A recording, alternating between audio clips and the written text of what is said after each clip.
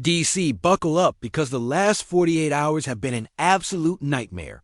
First, our veteran quarterback is banged up with stitches in his throwing hand and a quad issue. So they brought in a guy off another team's practice squad because they clearly don't trust the young prospect.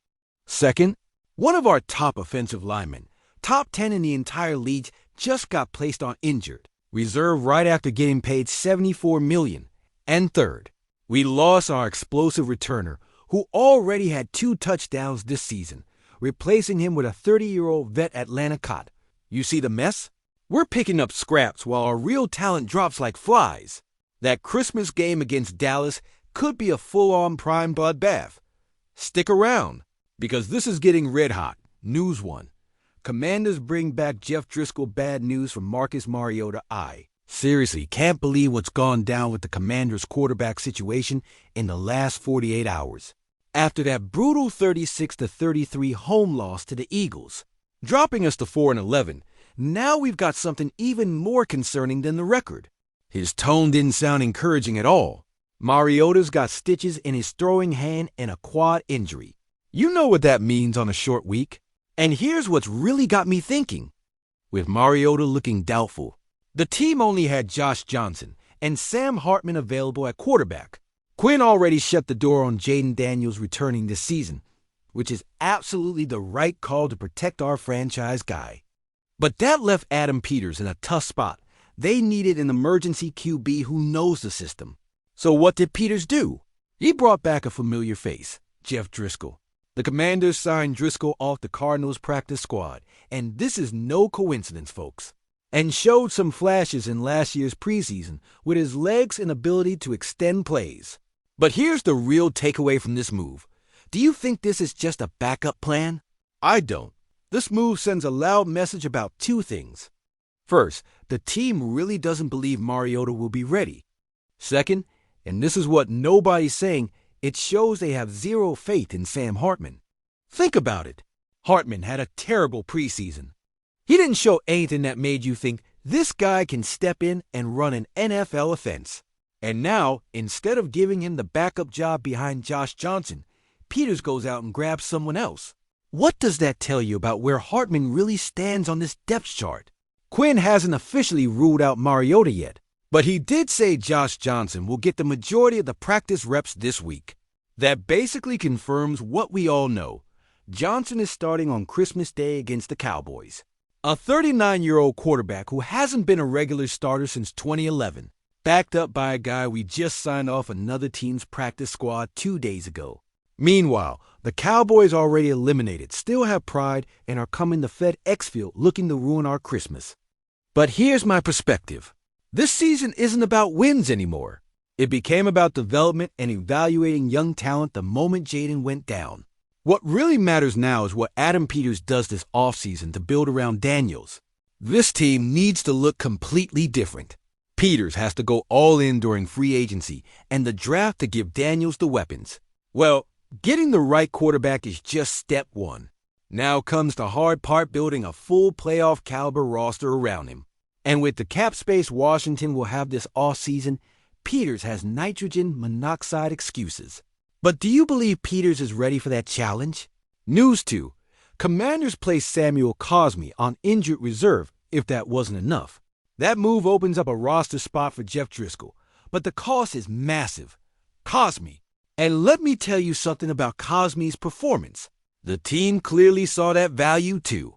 Washington gave him a 4-year, $74 million extension, even though he still had a year left on his rookie deal.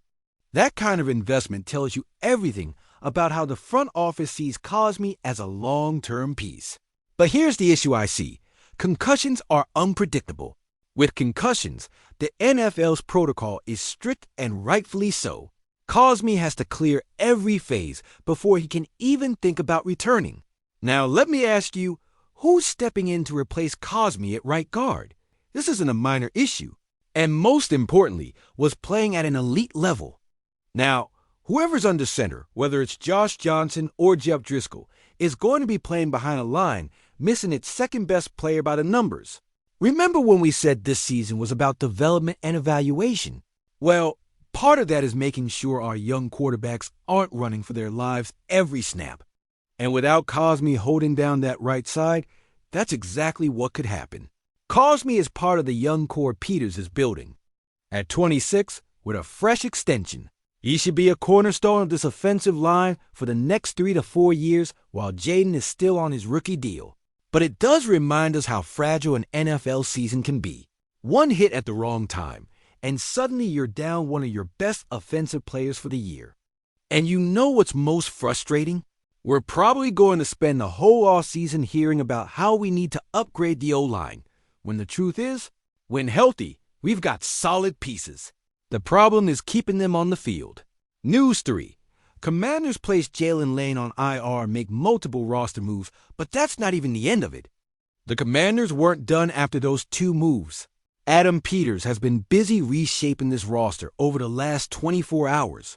According to reports from Nikki Javala, Washington is placing wide receiver Jalen Lane and defensive tackle Eddie Goldman on injured reserve. But here's where it gets interesting. To fill those spots, let's start with Jalen Lane, because this one hurts more than people realize. Lane, 23 years old, was a 4th-round pick out of Virginia Tech in the 2025 draft. He played in 15 games, caught 16 of 32 targets for 225 yards. But here's what really matters. Lane returned 23 punts for 314 yards and 2 touchdowns, plus 3 kickoffs for 56 yards. You see those punt return numbers? That's what Washington loses with Lane on IR. He wasn't just a developing receiver, he was one of the best returners in the entire NFL this season. Those 2 punt return touchdowns were game-changing plays. Agnew, claimed off waivers from Atlanta, is a 30-year-old vet who's been one of the league's top returners for years. He's been to the Pro Bowl 3 times for his return skills. If anyone can fill Lane's shoes on punt returns, it's Agnew. But here's the question I've got. Is Agnew just a temporary patch? Or does Peter see something more?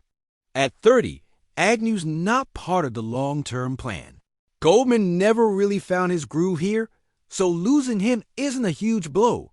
But adding Tuttle is interesting. Tuttle, 28, has been in the league since 2019 and has flashed as a solid rotational guy on the D-line. Is he a game changer? Giving Tuttle some reps makes sense. Now let me ask you, what do all these moves say about Adam Peters' philosophy? I think it shows Peters is constantly looking to upgrade the roster, even in a lost season. He's scanning waivers, evaluating talent, and making moves wherever he can. And you know what? That's exactly what you want from your GM. Because while 2025 is basically over in terms of playoff hopes, think about it. The best GMs in the NFL find contributors in unexpected places. Tuttle might just be a body in the rotation, or he might prove he's worth a vet minimum deal next year. The point is, Peters is always evaluating. But is it enough? Or do we need to see bolder moves this offseason to really compete in the NFC East?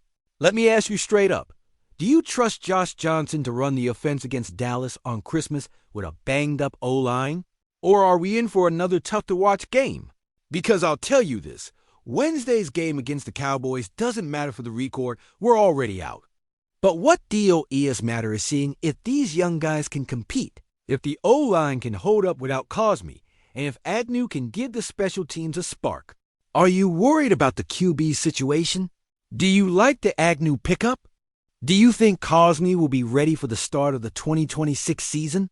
We're the most passionate Commanders family on YouTube, and we want you in it. Hit that like button if you want to see Peters make aggressive moves this offseason. And subscribe if you believe Jaden Daniels is taking this team to the playoffs in 2026.